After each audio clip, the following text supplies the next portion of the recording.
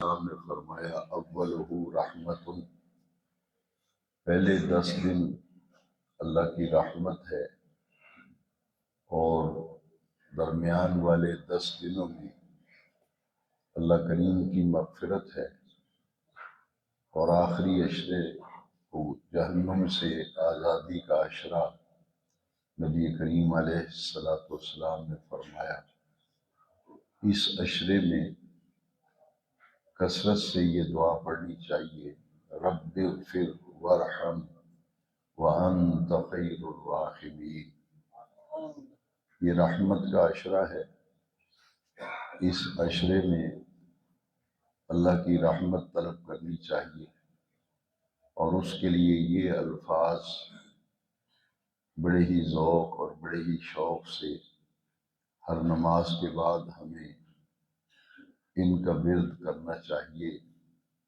یہ دعا ہے، رب اغفر وارحم وانت خیر الراحمین۔ رمضان الکریم یہ اللہ تبارک و تعالیٰ کے ذکر کا مہینہ ہے، اور اس مہینے میں روزے داروں کو ذکر کی کثرت کرنے کے بہت سے مواقع میسر آتے ہیں۔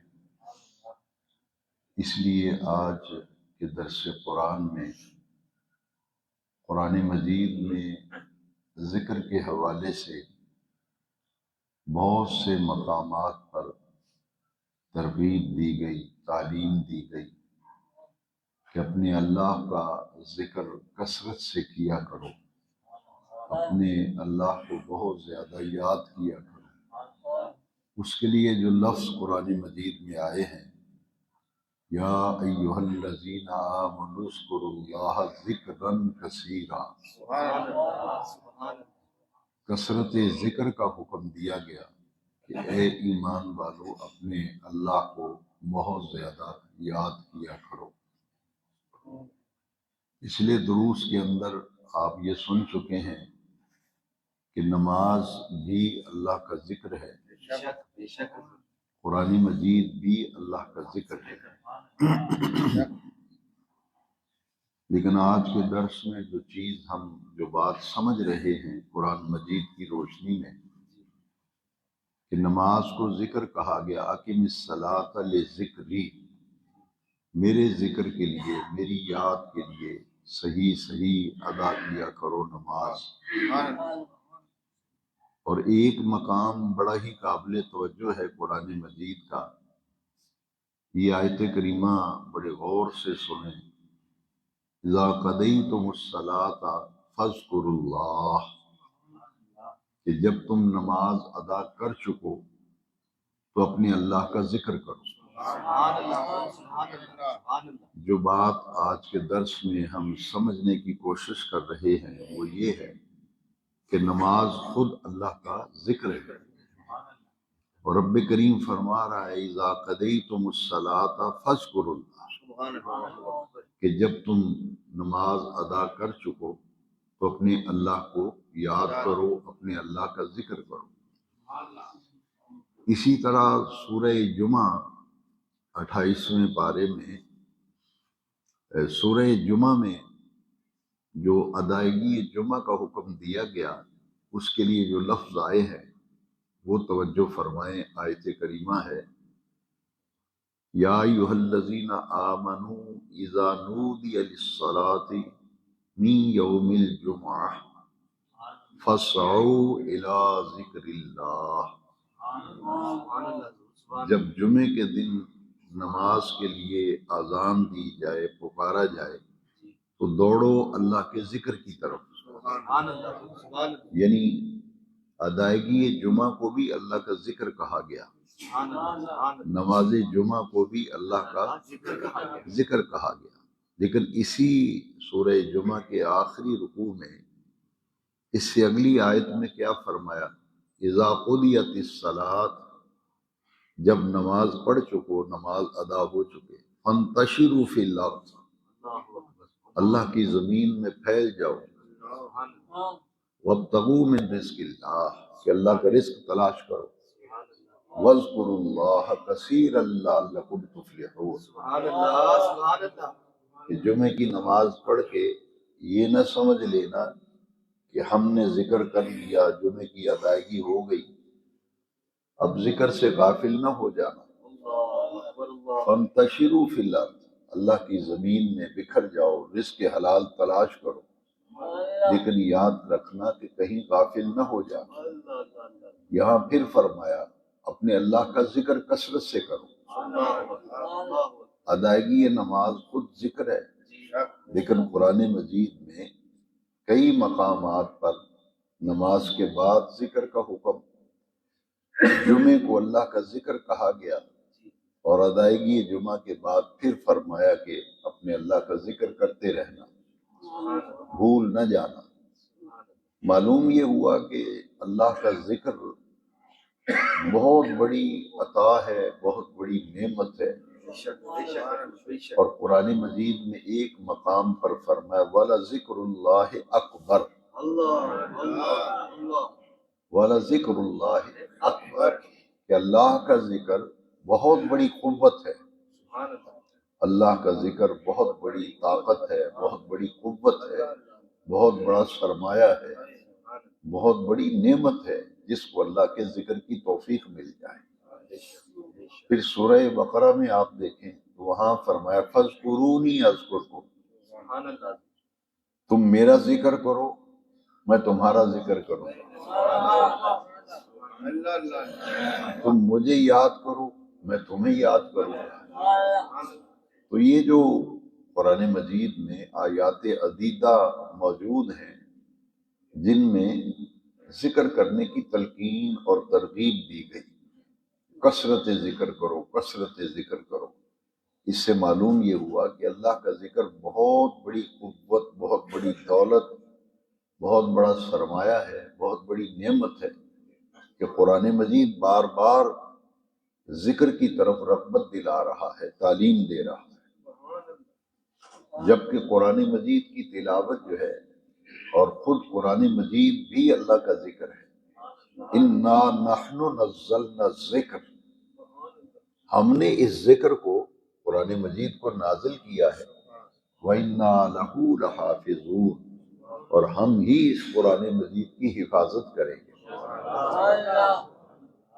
تو نماز بھی اللہ کا ذکر ہے، قرآن بھی اللہ کا ذکر ہے، لیکن ادائیگی نماز کے بعد پھر فرمائے اذا قضیتم الصلاۃ فاذکروا اللہ، نماز پڑھ چکو تو اللہ کا ذکر کرو۔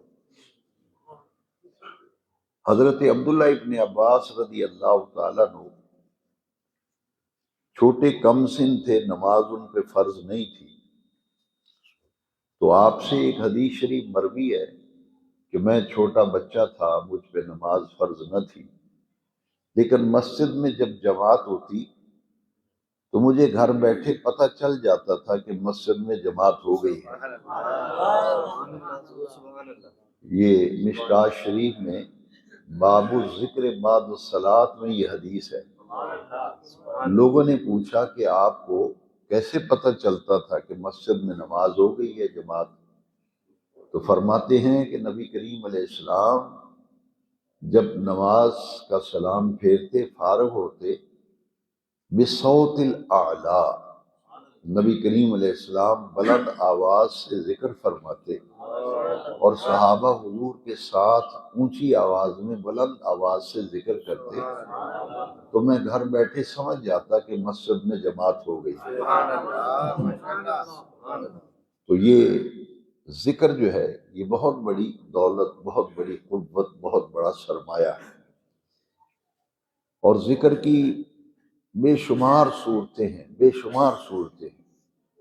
ان کے لیے میں دو حدیثیں آپ کو عرض کروں گا کہ حضور نے فرمایا کہ عمومی طور پر یہ ذہن میں سوال پیدا ہوتا ہے کہ کون سا ذکر زیادہ فضیلت والا ہے، کون سا ذکر زیادہ فضیلت والا ہے؟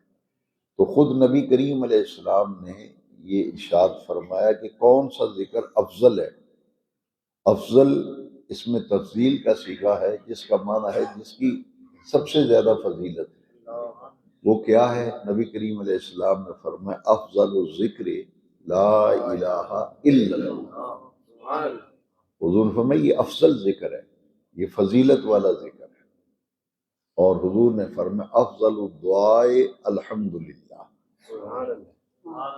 سب سے فضیلت والی دعا ہے الحمدللہ، اور سب سے فضیلت والا ذکر ہے لا الہ الا اللہ۔ کثرت ذکر کا حکم ہے۔ آپ نے دیکھا ہے کہ بعض سلاسل طریقت میں کھڑے ہو کر ذکر کیا جاتا ہے، خاص طور پر اہل عرب جو ہیں، عرب دنیا میں جو صوفیاء رہتے ہیں مراکش میں خاص طور پر، اور دیگر عرب ممالک کے اندر، یمن میں، عراق میں، جتنے بھی صاحب تصوف لوگ ہیں، متصوف ہیں، مشائخ ہیں، وہ اپنے مریدین کا حلقہ بناتے ہیں اور وہ کھڑے ہو کر کے ذکر کرتے ہیں مختلف اذکار۔ تو بعض لوگ اس پر بھی نیکی کے کاموں میں لوگ جلدی اعتراض کرتے ہیں کہ یہ جی کھڑے ہو کے ذکر کیوں کرتے ہیں، یہ بیٹھ کے کیوں کرتے ہیں؟ جیسے درود شریف پڑھنے پہ بھی لوگ کہتے ہیں کہ تم کھڑے ہو کے جمعے کے بعد سلام کیوں پڑھتے ہو؟ تو قرآن مجید میں جو ذکر کرنے کے طریقے بتائے گئے اس میں دیکھیے آیت کریمہ ہے الذین یذکرون اللہ قیاما وقعودا وعلی جنوبہم، اس میں تینوں حالتوں کا ذکر ہے۔ الذین یذکرون اللہ، یہ وہ لوگ ہیں جو اپنے اللہ کا ذکر کرتے ہیں قیاماً کھڑے ہو کر، وقعوداً اور بیٹھ کر، وعلی جنوبہم اور اپنی کروٹوں پر ذکر کرتے ہیں۔ کہ جب لفظ اللہ کا ذکر کیا جاتا ہے تو بعض صوفیاء دائیں طرف رخ کر کے کہتے ہیں اللہ، پھر بائیں طرف رخ کرتے ہیں اللہ، تو اس پر بھی کہتے ہیں جی آپ ادھر ادھر کیوں ہو کے ذکر کرتے ہیں؟ تو اس آیت کریمہ کے اندر بتایا گیا کہ دائیں کروٹ پر بھی، پہلو پر بھی اللہ کا ذکر کرو، کروٹوں پر ذکر کرتے ہیں، پہلوؤں پر اللہ کا ذکر کرتے ہیں۔ اس لیے صوفیاء کہتے ہیں کہ ہم اس طرف پہلو کرتے ہیں تو اللہ، اس طرف کرتے ہیں تو اللہ، کہ اپنی کروٹوں پر، پہلوؤں پر اللہ کا ذکر کرو۔ اور ایک حدیث شریف میں ہے کہ جس طرح تیز ہوا میں ٹہنیاں حرکت کرتی ہیں، درخت کی ٹہنیاں تیز ہوا چلے تو ہلتی ہیں نا، تو اس طرح اللہ کا ذکر کرو کہ تمہارا جسم بھی حرکت کرے۔ الذین یذکرون اللہ قیاما وقعودا وعلی جنوبہم، کروٹوں پر، پہلوؤں پر کھڑے ہو کر، بیٹھ کر اپنے اللہ کا کثرت سے ذکر کرو۔ تو جب کثرت ذکر کا حکم دیا گیا اور پھر نبی کریم صلی اللہ تعالی علیہ وبارک وسلم نے اپنے صحابہ کرام سے کیا فرمایا تھا، آپ دیکھیے نا کہ یہ حدیث آپ نے کئی مرتبہ علماء سے سنی ہوگی، من کان آخر کلامہ لا الہ الا اللہ دخل الجنہ، جس کو موت کے وقت کلمہ طیبہ نصیب ہو گیا، حضور فرماتے ہیں وہ جنت میں جائے گا۔ یعنی آخری کلام اس نے کلمہ شریف پڑھا، روح پرواز کر گئی، تو اس کے جنتی ہونے کے گواہ بن جاؤ۔ جس مریض کو دیکھو کہ آپ موت کے وقت اس کے پاس بیٹھے ہوئے تھے، اس نے کلمہ شریف پڑھا، اس کی روح پرواز کر گئی، یا اس نے کلمہ شریف پڑھا اور خاموش ہو گیا، ایک دن بے ہوش رہا، 2 دن رہا، انتقال ہو گیا، تو آخری کلام اس نے کیا کیا تھا؟ لا الہ الا اللہ۔ اس کے بعد وہ قومے میں چلا گیا مریض آدمی، یا خاموش ہو گیا، تو آخری کلام جو اس کی زبان سے نکلا ہے وہ کیا نکلا ہے؟ کلمہ شریف۔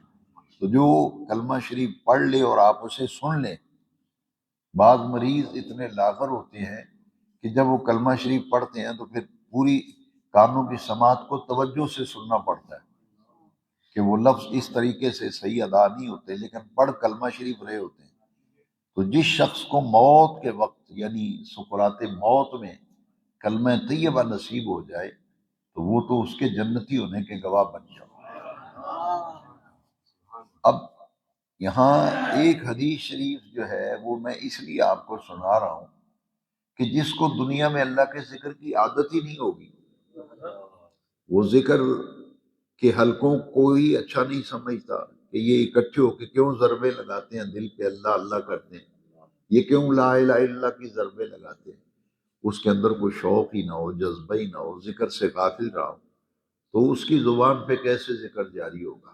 اس کے لیے ضروری ہے کہ ہم ذاکر بن جائیں۔ ذاکر سے مراد اللہ کا ذکر کرنے والا، کیونکہ نبی کریم علیہ السلام نے فرمایا غافلوں میں اللہ کا ذکر کرنے والا ایسے ہے جیسے سوکھی ہوئی گھاس میں ایک ہرا بھرا تنکا ہوتا ہے۔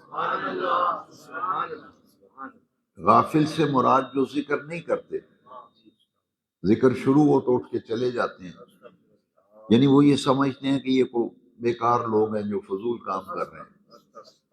تو ذکر کرنے والے کو نبی کریم علیہ السلام نے فرمایا الذاکر فی الغافلین، غافل سے مراد جو ذکر نہیں کرتا۔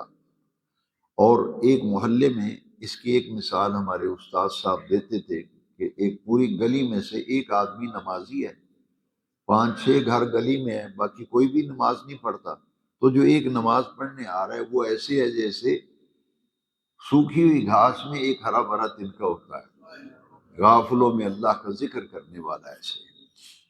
اور یہ حدیث شریف جو حضرت معاذ بن جبل رضی اللہ تعالیٰ عنہ، یہ حضور کے وہ صحابی ہیں جن کو نبی کریم علیہ السلام نے فرمایا کہ میرے صحابہ میں سے معاذ بن جبل وہ ہے جس کو حلال اور حرام کا سب سے زیادہ علم اللہ نے جس کو دیا ہے وہ معاذ بن جبل ہے۔ کون سی چیزیں حلال ہیں، کون سی چیزیں حرام ہیں، اس کا سب سے زیادہ علم نبی کریم علیہ السلام فرماتے ہیں معاذ بن جبل کو دیا گیا۔ تو یہی معاذ بن جبل ہے رضی اللہ عنہ جنہوں نے حضور سے عرض کیا تھا کہ مجھے کوئی نصیحت فرمائے جس پر عمل کر کے میری زندگی سنور جائے۔ تو حضور نے جو انہیں نصیحت کی تھی وہ بڑے غور سے سنیں اور پھر اس کو دل میں جگہ دیں۔ نبی کریم علیہ السلام نے انہیں نصیحت اور وصیت فرمائی تھی ان تموتا ولسانک رطب بذکر اللہ عز وجل، اے معاذ جب تجھے موت آئے تو تیری زبان اللہ کے ذکر سے تر ہو۔ جب تجھے موت آئے تو تیری زبان اللہ کے ذکر سے بھئی ذکر تو اس سے تو غافل ہونا ہی نہیں چاہیے، ہمہ وقت ذکر کرتے رہنا چاہیے۔ آپ دیکھیں اس کی آسان صورتیں میں آپ کو بتاتا ہوں کہ بندہ اس کا 24 گھنٹے ذکر میں بسر ہو سکتے ہیں اگر تھوڑی سی توجہ دے۔ مثلا سواری پہ آپ بیٹھتے ہیں، پرانے زمانے میں تو یہ گھوڑوں پہ اونٹوں پہ سفر ہوتا تھا، تو حدیث شریف میں جب سواری پہ بیٹھنے لوگوں تو پڑھو بسم اللہ۔ کتنا وقت لگا ہے بسم اللہ پڑھنے؟ صرف بسم اللہ۔ سواری پہ دایاں قدم رکھا، اب آج کل کاریں ہیں، بسیں ہیں، ٹرینیں ہیں، تو جب بھی سواری کے اوپر بیٹھنے لگے پہلا قدم رکھے تو پڑھے بسم اللہ، اور جب سیٹ پہ بیٹھ جائے تو پڑھے الحمدللہ۔ چھوٹے چھوٹے 2 لفظ ہیں، یعنی جو آدمی یہ عمل کرے گا اس کا نام ذکر کرنے والوں میں لکھا جائے گا۔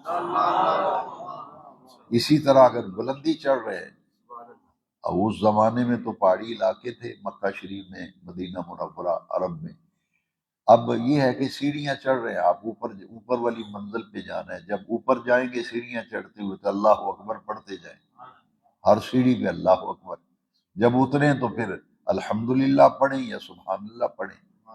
یعنی وہ ہمارے ایک فارسی کا مصرع ہے کہ وہ اس کو پنجابی میں ڈھالا ہے انہوں نے، ہاتھ کارول دل یارول، کار سے مراد کام ہے کہ بندہ کام میں مصروف ہے لیکن زبان پہ اللہ کا ذکر ہے۔ تو یہ ذکر الہی بہت بڑی دولت ہے، بہت بڑا سرمایہ۔ دیکھیں مسجد میں آتے وقت داخل ہونا تو حدیث شریف میں ہے کہ بسم اللہ والصلاۃ والسلام علی رسول اللہ اللہم افتح لی ابواب رحمت، اور جب رات کو بستر پہ سونے لگے ہیں تو دیکھیں چھوٹی چھوٹی دعائیں، اللہم باسمک احیا و اموت، یا اللہ تیرے ہی نام کی برکت سے میں سونے لگا ہوں اور صبح تیرے نام ہی کی برکت سے صبح اٹھوں گا۔ یعنی یہ مختصر دعائیں، انہیں سیکھنا چاہیے، انہیں پڑھنا چاہیے، یاد کرنا چاہیے۔ کھانا کھائیں تو الحمدللہ، یہ مکمل دعا ہے۔ میں نے ابھی آپ کو بتایا، حضور نے فرمایا کہ افضل دعا اور بہترین دعا ہے الحمدللہ، دو لفظ ہیں، کھانا کھایا الحمدللہ، کوئی بھی اللہ کا کرم ہوا ہے، شفا ملی ہے، کچھ ہے تو الحمدللہ میں خیریت سے ہوں۔ تو یہ ذکر کی عادت جو ہے یہ اس کا عادی ہو جانا چاہیے، اور اس کے لیے آج کے درس میں جو آیت کریمہ میں نے انتخاب کیا ہے وہ ہے یا ایھا الذین آمنوا اذکروا اللہ ذکرا کثیرا فسبحوہ بکرۃ واصیلا۔ اچھا، یہ صبح اور شام اللہ کی تسبیح بیان کرو، صبح اور شام اللہ کی تسبیح کہتے ہیں سبحان اللہ، تسبیح کہتے ہیں، تحمید کہتے ہیں الحمدللہ، تحلیل کہتے ہیں لا الہ الا اللہ، تکبیر کہتے ہیں اللہ اکبر۔ یہ اصطلاحات بھی ہمیں یاد ہونی چاہیے۔ جب لفظ تسبیح بولا جائے تو اس سے مراد ہے سبحان اللہ، تکبیر بولا جائے تو اس سے مراد ہے اللہ اکبر کہنا، تحلیل بولا جائے تو اس کا معنی ہے لا الہ الا اللہ کا ورد کرنا، اور تحمید کہا جائے تو اس کا معنی ہے الحمدللہ کا ورد کرنا۔ تو یہ مکمل ذکر جو ہے حضور نے فرمایا جس نے سورج نکلتے وقت 100 دفعہ پڑھا اور سورج غروب ہوتے وقت، کیونکہ صبح اور شام تسبیح کا حکم قرآن میں ہے، فسبحوہ بکرۃ واصیلا، کہ صبح بھی اللہ کی تسبیح بیان کرو، شام بھی اللہ کی۔ اور حضور کی یہ حدیث مسلم شریف میں ہے سیاستہ میں کہ سورج نکلتے وقت جو شخص سبحان اللہ و بحمدہ، کتنا وقت لگتا ہے اس کے پڑھنے پہ؟ دو جملے ہیں، سبحان اللہ و بحمدہ، بس اتنے مکمل وظیفہ ہے۔ حضور نے جس نے سورج طلوع ہوتے وقت اور غروب آفتاب کے وقت 100 مرتبہ پڑھا سبحان اللہ و بحمدہ، پیارے نبی کریم علیہ السلام نے فرمایا، مسلم شریف میں حدیث ہے، سمندر کے جھاگ کے برابر بھی گناہ ہو تو اللہ سبحانہ و تعالی معاف فرما دیتا ہے۔ تو ہمارے استاد صاحب فرماتے تھے کہ مغرب کی نماز کے لیے جب مسجد کی طرف نکلو تو پڑھتے آؤ سبحان اللہ و بحمدہ، سبحان اللہ و بحمدہ۔ فجر کی نماز پڑھ کے گھر کی طرف نکلے تو جاتے جاتے پڑھتے جائے سبحان اللہ و بحمدہ۔ یعنی یہ وہ ذکر ہے کہ جن کی برکتیں بے شمار ہیں۔ اور میں اکثر اپنے دوست احباب جو میرے ملنے والے ہیں کچھ ذکر کے بارے میں پوچھتے ہیں تو میں سب کو یہ کہتا ہوں کہ میری سب کو یہ تلقین ہے کہ اس سے بڑا وظیفہ کوئی نہیں، تیسرا کلمہ جو ہے، تیسرا کلمہ، اس کی اتنی برکت ہے، ہم غافل ہیں، ہم ان باتوں کی طرف توجہ ہی نہیں دیتے، ہمیں سوچنے کا موقع ہی نہیں ہے کہ ہم دوسرے کاموں سے ہی فرصت نہیں۔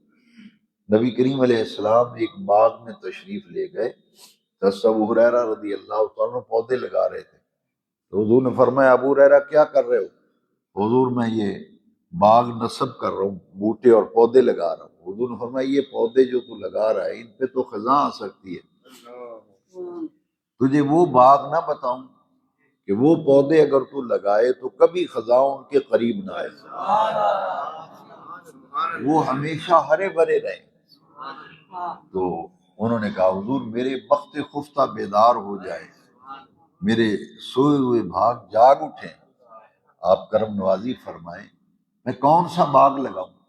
تو حضور نے فرمایا یہ پڑھا کر سبحان اللہ والحمد للہ ولا الہ الا اللہ واللہ اکبر۔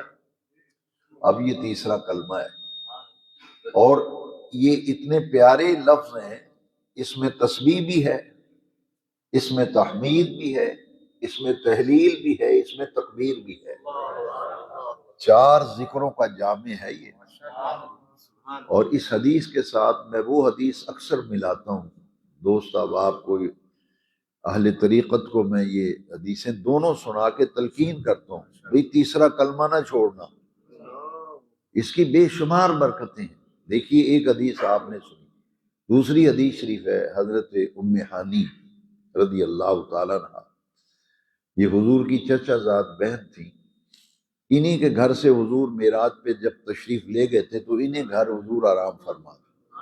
وہ ایک دفعہ حضور کے پاس آئیں تو ضعیف العمر ہو گئی تھی، عمر رسیدہ خاتون تھی، بوڑھی ہو گئی، تو حضور سے آ کے کہتی ہیں کہ حضور میں اب بوڑھی ہو گئی ہوں، زیادہ ورد وظیفے میں کر نہیں سکتی، زیادہ ورد وظیفے تسبیحیں زیادہ میں پڑھ نہیں سکتی، حضور مجھے کوئی آسان سا عمل بتائیں، سوکھا سا عمل، زیادہ تسبیحیں پڑھنے کی ضرورت نہ ہو، چھوٹا سا عمل بتا دیں جو میرے لیے کفایت کر جائے۔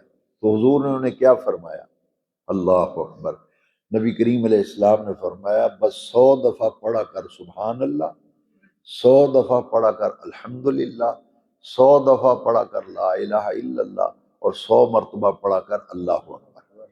اب اس حدیث شریف کی شرح اگر پڑھیں نا تو شروحات میں محدثین نے بڑا پیارا لکھا ہے، انہوں نے کہا کہ یہ 100 مرتبہ سرکار نے پڑھنے کا حضرت ام ہانی کو تلقین دی کہ آپ یہ پڑھا کرو، تو انہوں نے اس کی حدیث کی شرح میں لکھا ہے کہ تیسرا کلمہ 100 دفعہ پڑھ لو، سارے جملے 100 دفعہ ہو جائیں گے، سارے جملے 100 دفعہ ہو جائیں گے۔ تو اتنا مبارک وظیفہ ہے، اور میں اس کی آسانی کے لیے کہتا ہوں کہ اگر آپ ہر نماز کے بعد 20 دفعہ پڑھیں تو ایک دن میں 100 عدد پورا ہو جائے گا۔ تو بس تھوڑی سی عادت بنا لیں کہ ہر نماز کے بعد 20 مرتبہ تیسرا کلمہ پڑھنا نہ بھولے، 20 مرتبہ ہر نماز کے بعد، 5 نمازوں کے بعد 20 مرتبہ پڑھیں گے، اس حدیث شریف پر بھی عمل ہو جائے گی، اسی تعداد 100 جو ہے وہ بھی پوری ہو جائے گی۔ اچھا، یہ جو تیسرا کلمہ ہے اس کی اتنی فضیلت ہے کہ حضرت سیدۃ النساء خاتون جنت رضی اللہ تعالیٰ عنہ فاطمۃ الزہرا سلام اللہ علیہا کنیزیں آئیں مال غنیمت میں، تو انہیں علم ہوا تو حضور کے پاس آئیں کہ ابا جان مجھے یہ کنیزیں جو آئی ہیں مال غنیمت میں، گھر کے کام کاج کے لیے ایک کنیز مجھے بھی عنایت فرما دینا۔ نبی کریم علیہ السلام نے فرمایا تجھے میں ایک ایسا عمل بتاتا ہوں، اگر تو پڑھ لیا کرے تو تجھے کبھی کسی کنیز کی حاجت نہیں رہے گی، یعنی تمہارے کام کرنے میں اتنی برکت ہو جائے گی کہ تمہیں حاجت نہیں رہے گی کنیز کی۔ تو انہوں نے عرض کی حضور میں کیا پڑھا کروں ابا جان، کیا پڑھا کروں؟ حضور نے فرمایا ہر نماز کے بعد 33 دفعہ سبحان اللہ، 33 دفعہ الحمدللہ، 34 مرتبہ اللہ اکبر۔ اچھا، یہ اسے کہتے ہیں تسبیح زہرا، یہ نماز کے بعد پڑھتے ہیں نا، کم و بیش ہر نمازی جب امام صاحب نماز مکمل کرتے ہیں تو نمازی پڑھتے ہیں 33 دفعہ سبحان اللہ، 33 دفعہ الحمدللہ، 34 دفعہ اللہ۔ تو ہمارے ہاں وہ بعض لوگ عجیب باتیں کرتے ہیں تو اس وقت بڑا حیرانگی ہوتی ہے، کیا حضور نبی کریم علیہ السلام کی زبان اقدس پر یقین نہیں آپ کو؟ بھئی حضور نے جو فرمایا ہے پھر آپ اپنی رائے کیوں دیتے ہیں؟ پتہ ہے آگے سے کیا کہتے ہیں میں تے 2 تسبیحاں کرنے دی ہیں، تو 2 کیوں نہیں کرنا تسبیحاں؟ جب سرکار نے دیکھے نا سبحان اللہ کتنی دفعہ اور الحمدللہ کتنی دفعہ اور اللہ اکبر کتنی دفعہ، بھئی اس میں کوئی حکمت ہے نا؟ کوئی اللہ اکبر کو 33 دفعہ حضور نے کیوں نہیں رکھا؟ حضور فرمایا زہرا پاک سے، اسے کہتے ہیں تسبیح فاطمہ بھی کہتے ہیں، تسبیح زہرا بھی، کہ حضور نے فرمایا 33 دفعہ، جتنا سرکار نے فرمایا اتنا پڑھو، اس پہ اکتفا نہیں کرو گے۔ جس طرح سورج نکلتے وقت 100 دفعہ سبحان اللہ و بحمدہ، سورج غروب ہوتے وقت سبحان اللہ و بحمدہ 100، بھئی جتنا حضور نے فرمایا ہے اسے تو اپناؤ، کیونکہ خیر اسی میں ہے، برکت اسی میں ہے جو حضور نے فرمایا۔ تو تیسرا کلمہ اتنی بڑی عطا ہے کہ اس کے فوائد میں لفظوں میں بیان نہیں کر سکتا، جو اس کا پابند ہو جائے وہ خود محسوس کرے گا کہ اس ذکر کی کتنی برکت ہے۔ عام لوگ شکایت کرتے ہیں کہ جادو ٹونا جان نہیں چھوڑتا، کسی نے کاڑا کر دیا ہے، کسی نے جادو کر دیا ہے، بڑا وار چل گیا ہے۔ تو میں جب احادیث شریف پڑھتا ہوں تو بڑا لطف آتا ہے، حضور نے اس کی تعداد جتنی بتائی ہے بس اتنی پڑھو، تمہیں کیا ضرورت ہے اپنے اضافے کرنے کی؟ حضور نے اس کی تعداد بتائی ہے 10 دفعہ۔ کتنی دفعہ؟ 10 دفعہ۔ یہ ہے چوتھا کلمہ۔ مکہ معظمہ اللہ سب کو حاضری نصیب کرے۔ حرم شریف کے قریب قریب دیواروں پر یہ حدیث لکھی ہے، آپ کو دکانوں پہ بھی میں نے دیکھا، کئی دکانوں پہ بھی مکہ پاک میں یہ حدیث لکھی ہے۔ حضور نے فرمایا 10 دفعہ صبح، 10 دفعہ شام۔ یہ ہے چوتھا کلمہ، لا الہ الا اللہ وحدہ لا شریک لہ لہ الملک ولہ الحمد یحیی و یمیت بیدہ الخیر وہو علی کل شیء قدیر۔ جو شخص صرف 10 دفعہ، نہ زیادہ نہ کم، کیونکہ حدیث شریف میں اس کی تعداد 10 دفعہ ہے، صبح و شام اسے اپنا وظیفہ بنا لو۔ چوتھا کلمہ کوئی وقت گن لے کتنے منٹ لگتے ہیں، 10 دفعہ صبح، 10 دفعہ شام۔ چوتھا کلمہ جو بندہ پابندی سے پڑھتا ہے، ہر قسم کے شیطانی اثرات، جادو ٹونا، نظر بد، حسد کی نظر، ہر شے سے وہ اللہ کی حفاظت میں آ جاتا ہے۔ لا الہ الا اللہ وحدہ لا شریک لہ لہ الملک ولہ الحمد یحیی و یمیت بیدہ الخیر وہو علی کل شیء قدیر۔ دو چیزیں یہ ہو گئی، تیسرا کلمہ اور چوتھا کلمہ۔ اور اکثر لوگ، کسی پہ ناجائز مقدمہ ہو گیا ہے، کوئی آدمی دشمن بن گیا جان کا، پیچھا نہیں چھوڑ رہا، یا برادری کی طرف سے یا گھر میں پریشانی ہے، تو اس کا بہترین علاج کیا ہے؟ قرآن مجید دیکھیے، یہ سب ذکر ہے اللہ کے۔ قرآن مجید میں اللہ کریم نے فرمایا کہ حضرت یونس علیہ السلام مچھلی کے پیٹ میں تھے، تو مچھلی کے پیٹ سے کیسے باہر آئے؟ فرمایا اگر یہ نہ پڑھتے تو مچھلی اس کے پیٹ سے کبھی باہر نہ آتے۔ وہ کیا ہے؟ لا الہ الا انت سبحانک انی کنت من الظالمین۔ یہ پڑھا تو اللہ کریم نے فرمایا یہ کلمے مجھے اتنے پسند آئے، ہم نے یونس علیہ السلام کو مچھلی کے پیٹ سے نجات دی۔ اب قرآن کی آیت ہے ننجی المؤمنین، قیامت تک جو بھی مومن کسی مصیبت، کسی دکھ، بیماری، پریشانی میں مبتلا ہو جائے، جو ان کلمات سے اللہ فرماتے مجھے یاد کرے گا، قیامت تک میں ایمان والوں کو ان کلمات کی برکت سے نجات دے دوں۔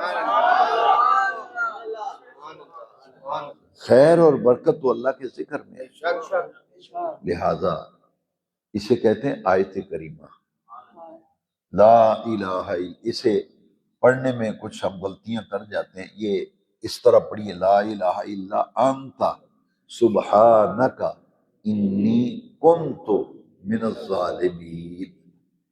تو یہ وہ کلمات ہیں اللہ کریم نے قرآن میں فرمایا جو ان لفظوں سے مجھے یاد کرے گا، جتنی سخت مشکل آ جائے، دکھ آ جائے، پریشانی آ جائے، بندہ جکڑا جائے، جب یہ آیت کریمہ پڑھتا ہے تو اللہ تعالیٰ اس کی برکت سے نجات دے دیتا ہے۔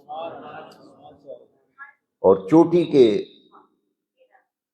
کے 3 وظیفے میں آپ کو بتانا چاہتا ہوں، اسے اپنے کسی سے ضرورت نہیں، تعویذ دھاگے کی کوئی ضرورت نہیں، یہ سب سے بڑا ذکر اللہ کا ذکر، اس سے بڑی دولت کوئی نہیں۔ ماں کی دعائیں لیا کرو، باپ کی دعا لیا کرو۔ جو ماں باپ کی دعا کام کرتی ہے نا، کوئی تعویذ وہ کام کر ہی نہیں سکتا، کیونکہ جس درد دل سے ماں دعا کرتی ہے دوسرا کو کر ہی نہیں سکتا۔ جس درد دل سے باپ اولاد کے لیے دعا کرتا ہے، پیروں کے پیچھے بھاگتے پھر رہے، ماں باپ کو گالیاں دیتے ہیں، ماں کو ستا رہے ہیں، باپ کو ستایا ہوا ہے، تنگ کیا ہوا ہے، تمہیں مکے بھی چلے جاؤ کچھ نہیں ملے گا۔ ہاں حدیث شریف میں ہے جو ماں باپ کو ستانے والا ہے، دکھ دینے والا ہے، اذیت، حضور میں جس نے ماں باپ کو غلامیں دلوائے، تکلیفیں دی، وہ جنت کی خوشبو نہیں سونگے گا۔ تو بھائی جو کرنے والے کام ہیں آپ کرتے نہیں، نہ ہم کرتے ہیں، پھر ہم کہتے ہیں جی بڑیاں پریشانیاں آئی ہیں نے، بس جان نہیں چھوٹ رہی۔ جان کیسے چھوٹے گی؟ جو جن ماں باپ کا بے ادب و گستاخ کبھی کامیاب نہیں ہو سکتا، اور ان کی دعائیں، ماں باپ کی دعائیں لیا کرو۔ اس سے بڑا وظیفہ مجھے نہیں نظر آیا۔ حسبنا اللہ و نعم الوکیل، یہ حدیث شریف میں ہے کہ خود نبی کریم علیہ السلام جب کوئی مہم درپیش ہوتی تھی تو حضور کثرت سے پڑھتے تھے حسبنا اللہ و نعم الوکیل۔ ایک ہمارے اندر بہت سی خرابی ہیں، کسی کو یہ بتائیں نا کہ یہ پڑھو، وہ پتہ ہے کیا کہتا ہے جی ناڑے بھی پڑھا نعم المولا و نعم النصیر۔ بھئی یہ مکمل آیت اتنی ہے، صرف سمجھو ذرا، نعم المولا و نعم النصیر دوسری جگہ ہے، مکمل آیت صرف اتنی ہے، حسبنا اللہ و نعم، بس اتنا پڑھو جتنی مکمل آیت ہے، حضور نے یہی پڑھا ہے۔ اور اس کی تعداد سیدی اعلیٰ حضرت نے فرمایا ہے، جتنی مرضی پریشانی، دکھ، تکلیف، قرضہ، بیماری، تکلیف، مشکل وقت آ گیا ہے، اعلیٰ حضرت نے اس کی تعداد لکھی ہے 450 مرتبہ، 450 مرتبہ۔ تو یہ روزانہ اگر اسے پڑھا جائے 450 مرتبہ، حسبنا اللہ و نعم الوکیل، اکٹھا نہیں پڑھا جاتا تو اس کی بہترین طریقہ ہے 5 پہ تقسیم کر لیں، ہر نماز کے بعد اتنا اتنا پڑھ لیں، ایک دن میں یہ 450 مرتبہ تعداد پوری ہو جائے۔ اور ایک حدیث شریف میں جو وظیفہ ہے، اس سے بڑا وظیفہ بھی کوئی نہیں نظر آتا، کہ خود نبی کریم کافر جب حضور کے خلاف منافق سازشیں کرتے تھے، یہاں تک کہ حضور کے قتل کے منصوبے بناتے تھے، میٹنگیں کرتے تھے، تو حضور ان دنوں میں کثرت سے پڑھتے تھے یا حی یا قیوم برحمتک نستغیث۔ اکیلے اپنے لیے پڑھنا ہو تو استغیث، یہ واحد ہے، نستغیث جمع ہے، اپنے بچوں کے لیے، بیوی کے لیے، خاندان کے لیے پھر پڑھنا چاہیے یا حی یا قیوم برحمتک نستغیث۔ اکیلے اپنی ذات کے لیے اگر کوئی مسئلہ ہے تو پھر اس کے لیے یا حی یا قیوم برحمتک استغیث۔ یہ دو چیزیں، تیسرا لا الہ الا انت سبحانک انی کنت من الظالمین۔ یہ مکمل میں نے آپ کو وہ اذکار بتا دیے ہیں جو دین و دنیا کے ہر معاملے کے لیے کفایت کریں گے، دین و دنیا کے ہر معاملے میں کفایت کریں گے۔ اور ایک درود شریف کی عادت بنا لو، درود شریف کی عادت، جب بھی ذکر کرے اول و آخر درود شریف، کیونکہ حدیث شریف میں دعا سے پہلے درود شریف پڑھا جائے، دعا کے بعد درود شریف پڑھا جائے تو وہ دعا درمیان والی اللہ کی بارگاہ میں قبول ہوتی ہے۔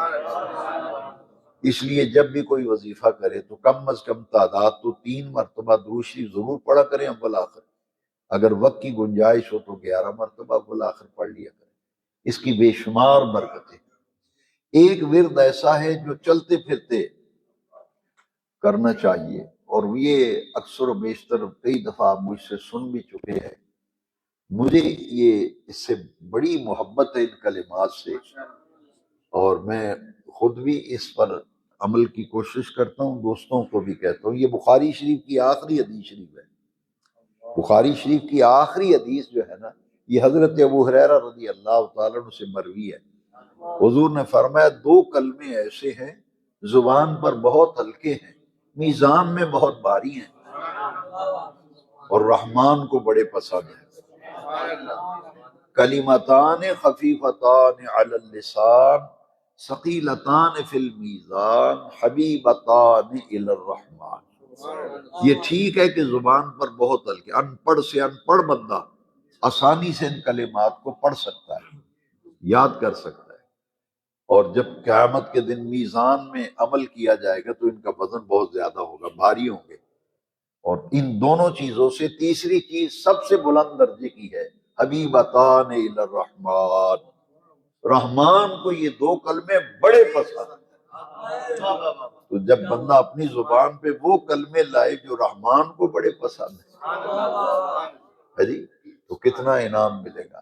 وہ 2 کلمے پھر حضور نے بتایا کیا ہے، سبحان اللہ و بحمدہ سبحان اللہ العظیم، سبحان اللہ و بحمدہ سبحان اللہ۔ یہ اسے ورد زبان رکھا کرے، چلتے پھرتے پڑھا کریں۔